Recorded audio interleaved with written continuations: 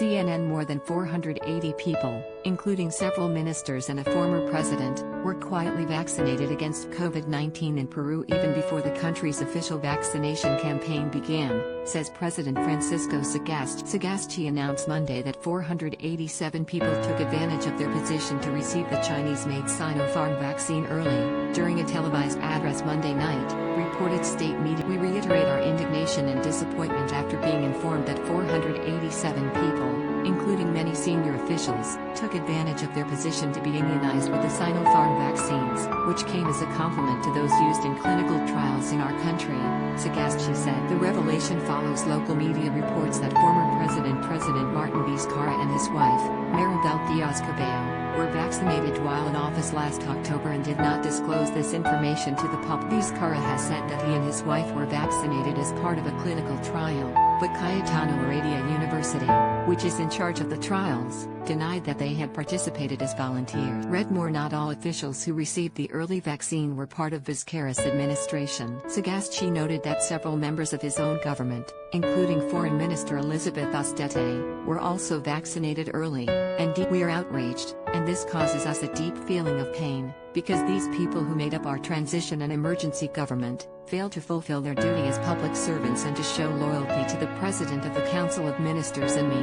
Sagasti said, according to Andina.Astete, who led Peruvian negotiations to buy Sinopharm's vaccine, said in a statement over the weekend that she had been vaccinated on January 22 with what she believed to be the remaining doses of the batch held by the Cayetano Heredia. Peru received its first 300,000 doses of the Sinopharm vaccine on February 7 and began distributing it to frontline healthcare workers 2 days later, becoming the first Latin American country as a result of a recent disclosure about the vaccination of former President Vizcarra and his wife, as well as the understandable impact that this news had on public opinion.